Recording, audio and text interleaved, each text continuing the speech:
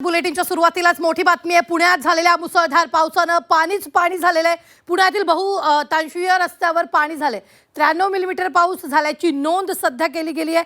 कात्रज हडपसर डेक्कन परिसरात अनेक ठिकाणी पाणी साचलेले आहे। तर या सगळ्या परिस्थितीचा आढावा आमचे प्रतिनिधी निलेश खरमरे यांनी घेतलेला आहे।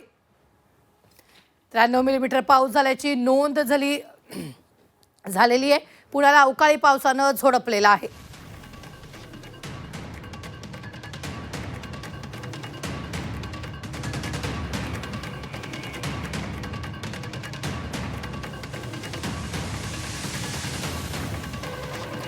पुण्याला अवकाळी पावसानं झोडपलेला आहे आणि या सगळ्या परिस्थितीचा आढावा घेतला आमचा प्रतिनिधी निलेश खरमरे यांनी।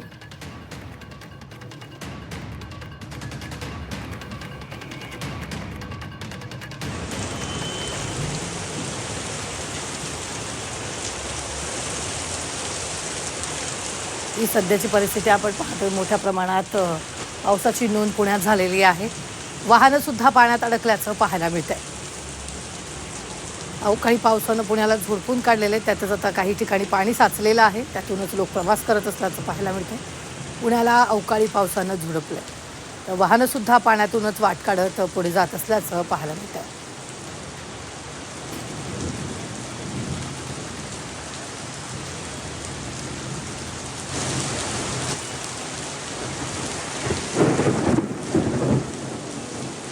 तर आपण पाहतोय पुण्याला अवकाळी पावसानं झोडपलेला आहे।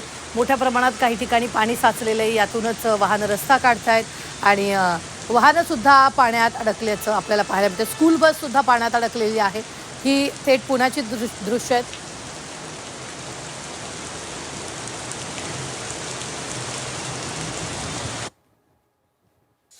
1 तासांपासून जोरदार पाऊस झालेला आहे। त्यामुळे पुण्यातील अनेक रस्ते जे आहे ते या ठिकाणी आपण पाहतोय की जलमय झाल्यासारखं पाहायला मिळतात। अक्षरशः नदीचं स्वरूप प्राप्त झाल्यासारखे पुण्यातील रस्ते या ठिकाणी आपल्याला पाहायला मिळतात। मी आता आहे डेक्कन परिसरामध्ये। या ठिकाणी आपण पाहतोय की या ब्रिजवर जवळपास गुडघाभर एवढे या ठिकाणी पाणी साठलेलं पाहायला मिळत आहे।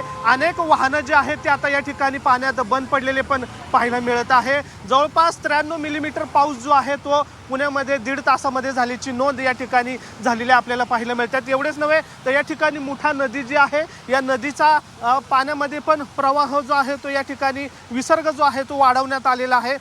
धरण क्षेत्रामध्येही जोरदार पाऊस झाल्यामुळं धरण क्षेत्रातलं पाणी जे आहे ते या ठिकाणी सोडण्यात आल्यामुळं पाण्याचा जो प्रवाह आहे तो या ठिकाणी वाढलेला आपल्याला पाहायला मिळतोय। एकूणच जर बघितलं तर पुणे परिसर असेल किंवा उपनगर असेल, या परिसरामध्ये जोरदार पाऊस झालेला आहे आणि परिणामी या ठिकाणी अनेक रस्ते जे आहेत ते आता पाण्यामध्ये गेलेले आपल्याला पाहायला मिळतात। खरं तर या ठिकाणी आपण पाहतोय की जे गटर नाले साफ असतील किंवा जे चेंबर आहेत ते साफ न केल्यामुळे अशा पुण्यातल्या अनेक रस्त्यांवर पाणी साठलेलं आपल्याला पाहायला मिळतं। जंगली महाराज रस्ता असेल, टिळक रस्ता असेल किंवा खराडी असेल, वानवडी असेल, हडपसर असेल, या परिसरामध्ये प्रामुख्याने रस्त्यावर पाणी साठलेलं आपल्याला या ठिकाणी पाहायला मिळत आहे। त्यामुळं काही वेळ आता पुढील काही तास पुणेकरांना वाहतूक कोंडीचाही सामना करावा लागणार आहे। कारण अशा पावसामध्ये अनेकांच्या गाड्या ज्या आहेत त्या अशा बंद पडल्यामुळे वाहतूक कोंडी जी आहे ती मोठ्या प्रमाणात आता या ठिकाणी आपल्याला पाहायला मिळत आहे। त्यामुळं पालिका प्रशासन जे आहे ते आता हे पाणी काढण्यासाठी शर्थीचा प्रयत्न करताना आपल्याला पाहायला मिळत आहे। मात्र पुढील 2 ते 3 तास हे पाणी कमी व्हायला वेळ लागणार आहे। त्यामुळं वाहतूक कोंडी जी आहे ती आता पुण्यामध्ये आपल्याला पाहायला मिळणार आहे। व्हिडिओ जर्नलिस्ट नितीन सांबोरसह निलेश खरमरे, झी मीडिया, पुणे।